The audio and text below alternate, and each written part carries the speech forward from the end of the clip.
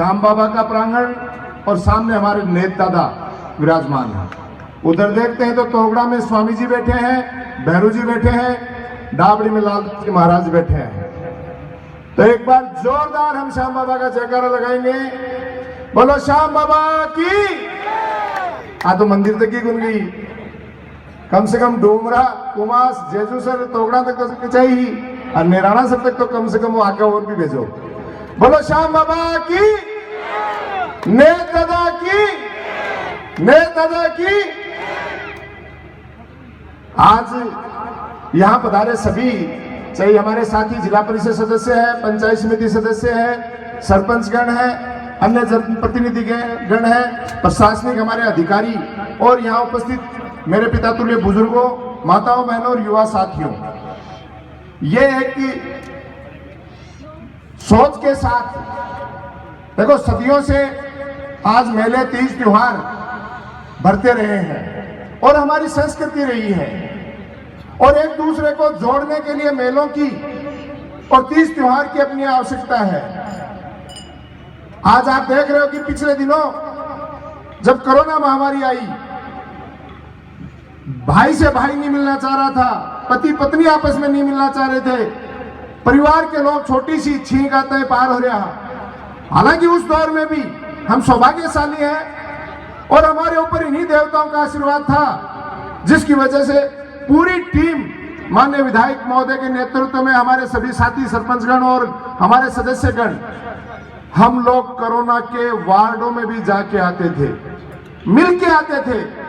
लेकिन क्योंकि सच्चे दिल से अगर कोई सेवा भाव रखता है तो उसकी ईश्वर भी सुनता है। ये बेटे चारों तरफ अपने जो लोक देवता हैं ये हमारी सुनते हैं और उसी का नतीजा है कि जिस तरीके की यह महामारी फैली, एक बार लगा कि सृष्टि खत्म होने जा रही है, हो सकता है एक दूसरे से हम मिल पाए या नहीं मिल पाए, वापस वो दौर लौटा और जितना चारों तरफ देश विदेश में नुकसान हुआ उसका नगण्य न के बराबर हमारे क्षेत्र में नुकसान हुआ। और लंपी जैसी महामारी आई जिसमें बाहर के क्षेत्रों में इतना नुकसान हुआ, लेकिन इन देवताओं के आशीर्वाद की वजह से हमारा नुकसान कम हुआ। यहां तक कि आप देखिए पिछले 3-4 दिन से कितनी गर्मी थी, लेकिन श्याम बाबा के आशीर्वाद से आज पूरे दिन बादल हो रहे हैं। ये सारा चमत्कार इन्हीं देवी देवताओं का है। और नीचे मैं कहता हूं कोई भी व्यक्ति अजर और अमर नहीं है।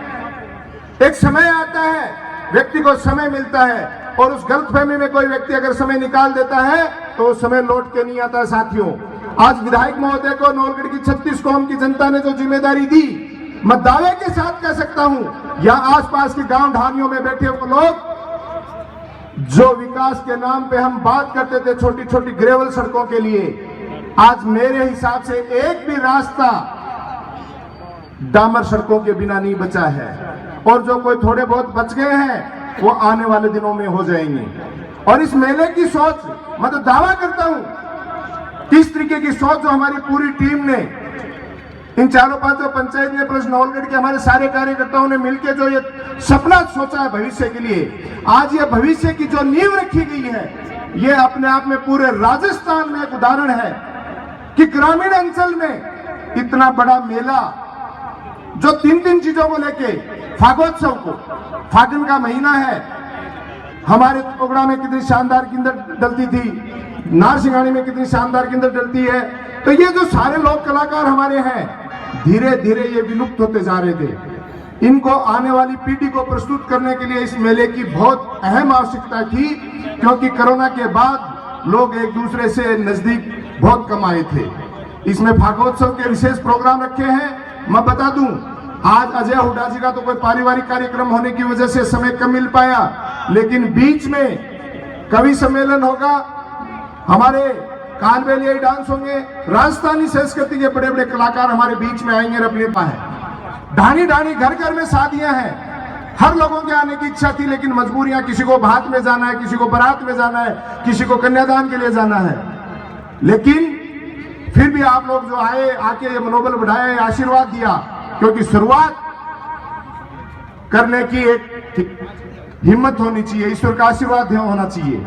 ये शुरुआत हो चुकी है। साथ ही दो चीजें, किसान मेले के सारे आइटम यहाँ आपको देखने को मिलेंगे थे। सारे कृषि यंत्र भी आ चुके हैं, बड़े बड़े मेले आ चुके, झूले आ चुके हैं। साथ ही इस मेले की विशेष जो बात अभी विधायक जी ने भी बताई, क्योंकि आज ये नवलगढ़ जो चाहे विधायक जी हो चाहे आप सब लोग हो, पूरा विधानसभा क्षेत्र एक परिवार की तरह रहता है, जिसमें पंच से लेके विधायक तक चाहे आम नागरिक हो, सारे मिलजुल के रहते हैं। तो जब परिवार पे पीड़ा गुजर आती है, आपको पता है आज हमारी चिरंजीवी योजना कितनी शानदार योजना है।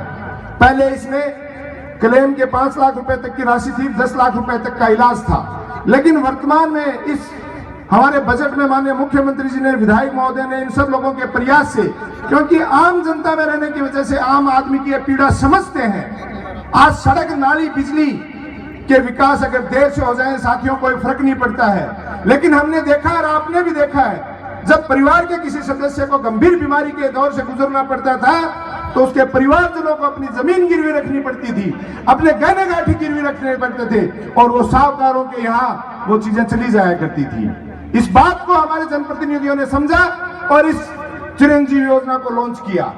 इसमें अवेयरनेस लाने के लिए कि ज्यादा से ज्यादा लोगों को इसका लाभ मिले, हमारी पूरी टीम ने माननीय विधायक महोदय से डिस्कशन किया और निर्णय ये किया कि यहाँ ई मित्र वाले बैठेंगे, बीसीएमओ गोपी जाखड़ जी बैठेंगे, पूरी टीम बैठेगी, पंचायत राज और हर विभाग के कर्मचारी बैठेंगे। जो भी व्यक्ति यहाँ आएगा और अपने 7 व्यक्तियों को लेके आएगा, उसका निःशुल्क रजिस्ट्रेशन यहाँ किया जाएगा। उसका जो भी 850-900 रुपए का चार्ज आएगा वो माननीय विधायक महोदय अपनी जेब से देंगे। कितनी बड़ी बात है। और ये सारी की सारी जो मैं बात आपको बताने जा रहा हूँ, ये सबको एक परिवार के सदस्य के रूप में लेके चलने की भावना के कारण कह रहा हूँ, वरना जनप्रतिनिधि एक छोटो सो पंच बन जा, सरपंच बन जा, वो गलतफहमी बांट ले कि मैं तो ये गांव को राजा बन बैठो। विधायक तो बहुत बड़ी चीज होते हैं, उनसे मिलना बहुत बड़ी बात होती थी। तो ये सारी की सारी जो टीम आपके बीच काम कर रही है, पद की बात नहीं है, कार्यकर्ता के रूप में, ये हमारे लिए बहुत ही सौभाग्य की बात है। आज विकास के कामों में कोई कमी नहीं, सामाजिक सरोकार का जो एक काम है, चाहे ब्लड डोनेशन के काम हो, चाहे वृक्षारोपण के काम हो, और अब तो विशेष तौर से एक दूसरे को भाई से भाई को जोड़ने के लिए, सामाजिक समरसता स्थापित करने के लिए आज हमें जरूरत है इसे तीज त्योहार और हमारे मेलों को मनाने की। मैं विश्वास के साथ कह सकता हूं, आसपास के गांव ढानियों के जो लोग हैं, जैसे पहले बच्चे कहते थे कि छुट्टियां मनाने रह जाऊंगा, नहीं आजकल तो कहीं मम्मी मैंने मोबाइल दिवा दे बैठे गुन जाऊं कमर बनाऊं, यही हो रही है ना।